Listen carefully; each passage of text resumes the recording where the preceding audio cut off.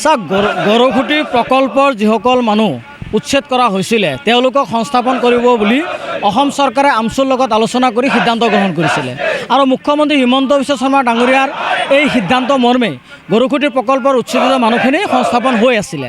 কিন্তু শেহতীয়াভাৱে পূব মঙলদৈ ৰাজচক্ৰৰ বিষয়া তন্মৰ বৰাৰ নেতৃত্বত এটা ব্যাপক খেলিমেলি হ'ল, দুৰ্নীতি হ'ল আৰু তাৰ কাৰণে এতিয়াও প্ৰায় 350 মানুহ সংস্থাপন হোৱা নাই। তেওঁলোকক যদিও ক'ৰবাত ঠাই দিছে, জাগা দিছে, সেই মাটিখিনি চমজাই দিয়া নাই আৰু যদিও ক'ৰবাত দিছে সেই মানুহখিনিক আকৌ উচ্ছেদ কৰি দ্বিতীয় এটা জাগাত লৈছে, দ্বিতীয় জাগাৰ পৰা তৃতীয় জাগালৈ লৈছে। মানে সাংঘাতিক ধৰণৰ এই মানুহখিনিক অত্যাচাৰ কৰা হৈ আছে। আমি আমছে দাবী উত্থাপন কৰিছোঁ, মুখ্যমন্ত্ৰী ডাঙৰীয়া আপোনাৰ নিৰ্দেশত আপোনাৰ লগত আলোচনা মৰ্মে এই মানুহখিনি সংস্থাপন প্ৰক্ৰিয়া চলি আছিলে। এতিয়াও 350 মানুহৰ নাম বাকী, 350 পৰিয়াল এতিয়া সংস্থাপন হোৱাটো বাকী আছে। এইসকলক অতি সোনকালে সংস্থাপন দিয়াৰ ব্যৱস্থা কৰক আৰু মানুহখিনি যিখিনি প্ৰতিশ্ৰুতি দিয়া হৈছিলে সেই প্ৰতিশ্ৰুতি পালন কৰক। আজি মানুহবিলাক যাযাবৰী জীৱন যাপন কৰি আছে। এই মানুহবিলাক না ভূমি আবণ্টন দিলে, না সীমা নিৰ্ধাৰণ কৰি দিলে, চৰকাৰে এটা ব্যৱহাৰণা কৰিছে, জিলা প্ৰশাসনে ব্যৱহাৰণা কৰি আছে। মুখ্যমন্ত্ৰী ডাঙৰীয়াৰ দৃষ্টিগোচৰ কৰিছোঁ, চলিত বিধানসভাৰ বিধায়কসকলক দৃষ্টি আকৰ্ষণ কৰিব বিচাৰিছোঁ, এই বিষয়টো বিধানসভাত উত্থাপন হওক আৰু আলোচনা হওক আৰু এই সমস্যাটো সমাধান কৰা হওক। অসমৰ মুখ্যমন্ত্ৰীৰ দায়িত্বভাৰ লোৱাৰ পাছতেই ডক্টৰ হিমন্ত বিশ্ব শৰ্মা ডাঙৰীয়াই সমগ্ৰ অসমত এক উচ্ছেদ চলালে। সেই উচ্ছেদ অমানৱীয় হৈছিল। ধলপুৰত কি ঘটনা হৈছিল আপোনালোকে প্ৰত্যেকে অৱগত। মৃত দেহৰ ওপৰত কোনে জাপ দিছিল সেই কথাখিনিও আপোনালোকে অৱগত। সমগ্ৰ অসমত এটাৰ পাছত আনটো উচ্ছেদ হৈ গ'ল আৰু সেই অমানৱীয় উচ্ছেদ অকল অমানৱীয় নাছিল, চিলেক্টিভ উচ্ছেদ আছিল। অকল এটা জাতি জনগোষ্ঠীক, এটা ধৰ্মাৱলম্বী লোকক টাৰ্গেট কৰি সেই উচ্ছেদ কৰা হৈছিল। আৰু দেখা পোৱা গ'ল তাৰ পাছৰ পৰ্যায়ত সদৌ অসম সংখ্যালঘু ছাত্ৰ ইউনিয়নৰ নেতৃত্বত এক সহযাত্ৰী দলৰ লগত অসমৰ মুখ্যমন্ত্ৰীৰ আলোচনা বিলোচনা হৈছিল। সেই আলোচনা বিলোচনাত স্পষ্টকৈ অসমৰ মুখ্যমন্ত্ৰীয়ে পুনৰ সংস্থাপিত কৰাৰ কথা প্ৰতিশ্ৰুতি দিছিল, বিশেষকৈ ধলপুৰত উচ্ছেদিত লোকসকলৰ। আৰু সেই ধলপুৰত উচ্ছেদিত লোকসকলৰ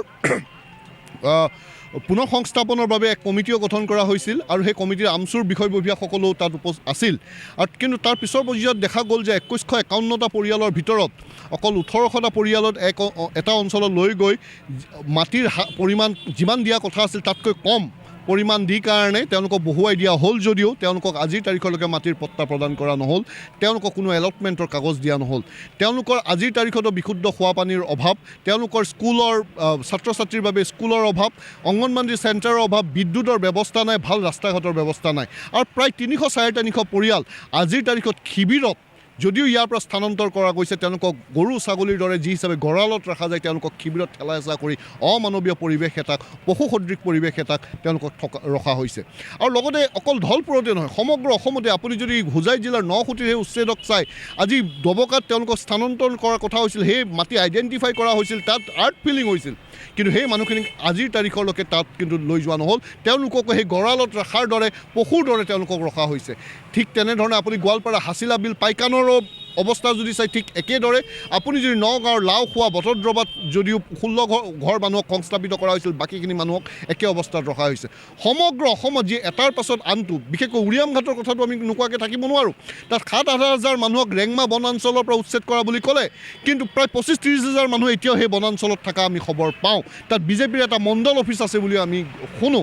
এই টাৰ্গেট কৰি কাৰণে অকল এটা জাতি জনগোষ্ঠীক ধৰ্মাৱলম্বী লোকক টাৰ্গেট কৰাটো কেতিয়াও এখন গণতান্ত্ৰিক চৰকাৰৰ কিন্তু চৰিত্ৰ হ'ব নোৱাৰে। এই গণতান্ত্ৰিকভাৱে নিৰ্বাচিত হৈ যি স্বৈৰাচাৰী তেওঁলোকে দেখুৱাই আছে, যি হিটলাৰী শাসনৰ এটা ব্যৱস্থাপনা ইয়াত চলাই আছে, তাক আমি প্ৰতিবাদ জনাইছোঁ। যেতিয়ালৈকে সংখ্যালঘু জনগণৰ লোকসকলক সম অধিকাৰ ন্যায় নিদিয়ে, উচ্ছেদিত লোকসকলক যেতিয়ালৈকে পুনৰ সংস্থাপিত নকৰে, এই আজি যি 2 ঘণ্টীয়া অৱস্থান ধৰ্মঘট আমি মঙলদৈ মাজমজিয়াত আমি লৈছোঁ, সমগ্ৰ অসমত চলি যাব। যি আকৌ এই চৰকাৰে দেখা গৈছে, এই নতুন চৰকাৰ অহাৰ লগে লগে নিৰ্বিচাৰভাৱে অকল ধৰ্মীয় সংখ্যালঘুক টাৰ্গেট কৰি কাৰণে সমগ্ৰ অসমৰ বিভিন্ন অঞ্চলত চৰকাৰী সাজ মাটিতে নহয়, একচনীয়া মাটিত, এলটমেণ্ট পোৱা মাটিত কিন্তু নটিচবোৰ ইছ্যু কৰি আছে।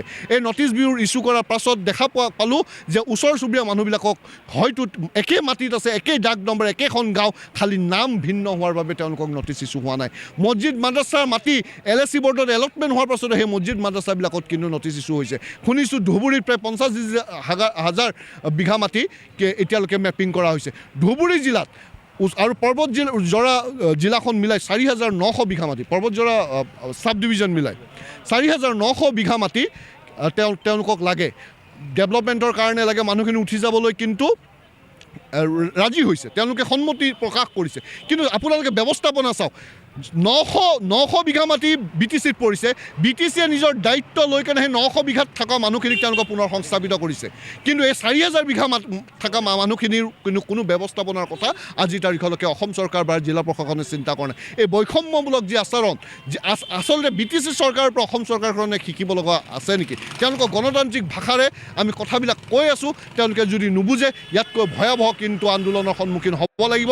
সংখ্যালঘু জনগণৰ তেওঁলোকৰ ঘৰ বাৰীৰ পৰা লৈ তেওঁলোকৰ ব্যৱসায়িক যি আক্ৰমণ কৰা এটা ষড়যন্ত্ৰত লিপ্ত হৈছে চৰকাৰখন, ইয়াৰ কিন্তু প্ৰতিবাদ তেওঁলোকে শক্তিশালী প্ৰতিবাদ সমগ্ৰ অসমত সন্মুখীন হ'ব লাগিব।